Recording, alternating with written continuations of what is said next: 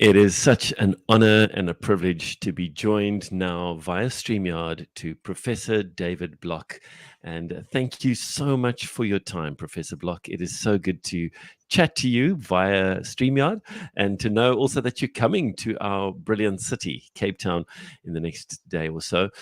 Professor Block, it's such an honor always to chat to you. Thank you for your time. Thank you. It's wonderful to be looking up in awe and in wonder with Jonathan Haller on CCFm 107.5. I hope I've got that right.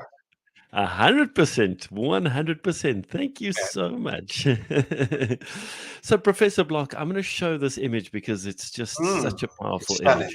image and absolutely love it. Shadow to light and beyond. Please tell us about this talk that you have on Wednesday evening.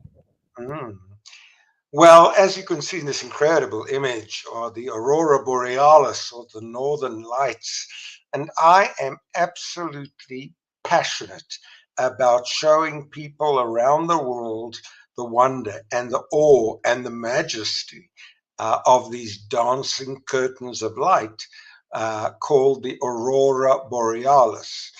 And I cannot begin to describe, Jonathan, the contrast, as you even see in this image, between the azure blue skies. If you've got a little bit of full moon, you can see the mountains and the snow, as you can see on this image, at the same time. And then when you look up, you just see these the whole, the entirety of the heavens encased and enveloped in the aurora borealis. And so my dear friend Martin Osner at the Martin Osner Gallery in Hout Bay said to me, David, let's put together a little workshop about shadow and light. Of course, the aurora is all about light.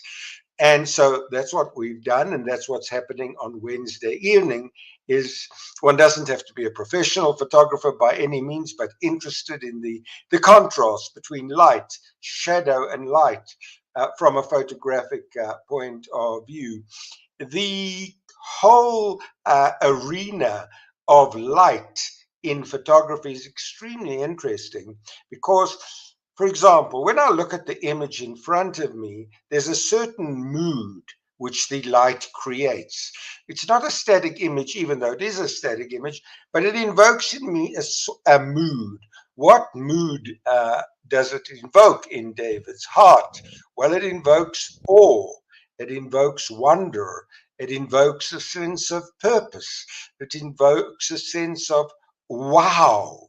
And that's just touching the tip of the iceberg, really, of a packed 2-hour workshop on Wednesday night from, shadow to light. And Martin Osner basically and I are chatting on stage. He will be sharing we'll be interviewing each other. And the whole concept of light, Jonathan, has occupied my mind for decades because as a professor of astronomy, I continuously capture photons of light and galaxies and starlight and sunlight and much besides. But as I say, to me, one of the key aspects is mood. And that's why I take groups to the Arctic to view the northern lights. There are a lot of secrets, Jonathan, to viewing the northern lights. Many people, unfortunately, rely on Google, but you can't rely on Google or on Siri to invoke the correct information regarding this incredible phenomenon. But this is just the aurora, just one of many, many topics Martin and I are touching on at the workshop in Sea Point. Absolutely beautiful. And tickets can be bought through web tickets, ladies and gentlemen. So please don't delay. Get your tickets through web tickets. Then on Thursday evening, there is also something, and I'm going to pull that image up because this is really something. And as a matter of fact, one of the reasons why you ended up speaking to none other than the late Nelson Mandela, our former president, as well as Stephen Hawking and Pik Botha. Please tell us about Our Universe, Accident or Design. Well, I remember, Jonathan, very clearly Professor Stephen Hawking, who is regarded as the greatest mind since the greatest scientific mind since Albert Einstein, coming to Cape Town, in fact, to Cape Town, and his dream was to meet Nelson Mandela, and I accompanied Professor Stephen Hawking to meet former President Nelson Mandela. Now, the theme of our universe, is it an accident or is it designed, goes through everyone's mind. Maybe not in those words, but even young boys and girls, maybe of age 15, 16 years old, want to have answers to three questions. And these are the following: why are we here? Where are we going to? And where did we come from? Why are we here? Where are we going to? And where did we come from? Is the universe, and what are our roots? Is our universe accidental? And if it is, then you and I in it are accidents of nature as well. Or is it designed? If it is designed, it falls in a totally different ballpark, because then questions arise, such as, who is the designer? Can I get to know him? Can I have any relationship with him? Or is the designer some sort of cosmic force in our universe? Now, for those of you who followed my ministry over 40 years now, you'll know that I am an ardent adherent to a universe which is designed, as it described in John chapter 1. In the beginning was the Word, and the Word was with God, and the Word was God. All things were made by him, and not any one thing that was made without him. So that's the design part of the hook. But multitudes of people today still do not know what fingerprints has God left? What fingerprints of design has God left? And this is an incredibly fascinating talk. I am told, I give it, but I'm told it's extremely fascinating, Yes. because we look at it from both perspectives. The universe, is it an accident? Is it design? And it is basically a PowerPoint, which I would say lasts for about an hour and a half, sometimes a little longer, and then there's Q&A, answering those three questions. Where do we come from? Why are we here? And where are we going to? And I look so forward to speaking about that at Life Church in Sea Point. That's on Thursday night. And again, booking there is also essential. It's free, but to keep control of numbers. That's the March 23 at Life Church in 3 Anchor Bay in Cape Town. Now, Jonathan, the three questions which I posed were posed to us in Muizenberg by Professor Stephen Hawking. Professor Stephen Hawking was in search of the next Einstein. He wanted to see who might be a successor to the next Einstein.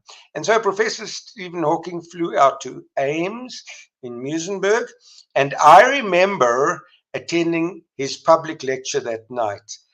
I think it was at the Muizenberg Pavilion.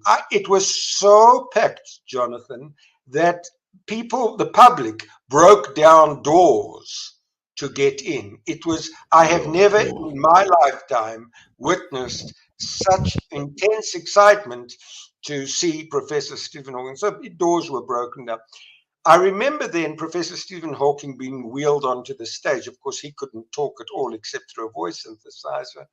And when he started speaking, and those three questions echoed forth: why are we here? Where did we come from? And where are we going? I sat there and I was riveted. Now, before Stephen Hawking flew to South Africa in 2008, I believe, he expressed a wish before he died. He died relatively soon thereafter, but he expressed a wish to meet Nelson Mandela, and I facilitated that. Together with the late Pik Botha, who served with Mandela in Mandela's first cabinet. And that was an incredible moment too, Jonathan, just to be with the three of them, Hawking, Mandela, and Pickwitter. But I think on Pickwitter's mind, and I got to know him quite well too, is our universe, is it an accident? Is it design?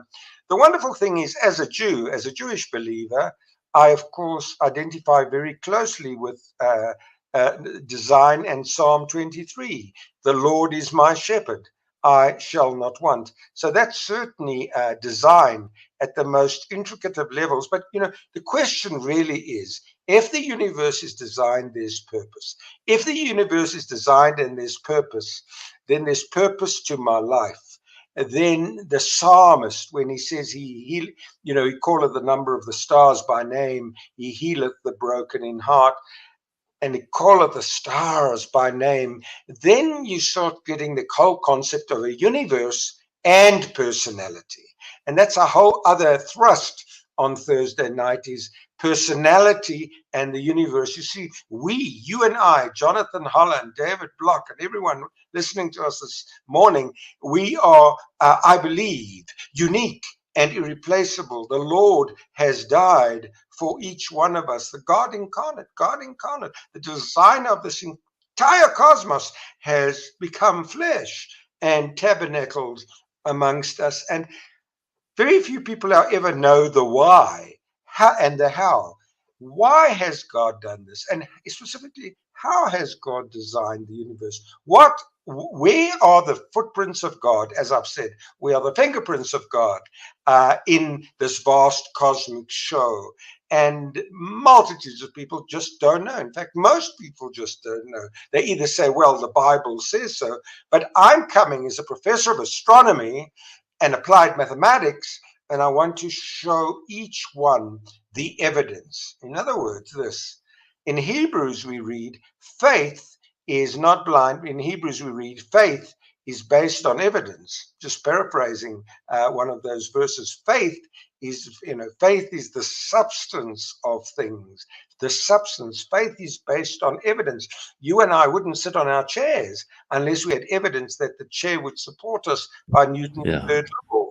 And so, as you can hear, I'm just bubbling over with excitement about showing Cape Townians en masse. I hope they fill the Life Church double so, like they did with Stephen Hawking. But come and hear the truth. Be exposed to a sense of awe and wonder, and it's all free. Absolutely amazing. That's Thursday night, 7:00. But you need to complete the form, and we'll place that in the comments so that you can do that quickly and easily. But thank you so much for talking to us. It's such an honor and a privilege. And we are so excited that you are coming to our beautiful city and have those two talks. Wednesday, you need to book through web tickets. And then Thursday, it's a free event, but you still need to just secure your space so that we don't overfill the Life Church. But come on, people. It's a great opportunity. Take a friend and go and enjoy Professor David Block, a man who knows lots and lots about these things. Thank you so much for your time. We really appreciate it. Thank you for having me on your show. And to all your listeners, always look up. Yes, thank you so much, Professor David Block. We really appreciate your time, and thank you so much for being willing to come to our beautiful city. God bless you.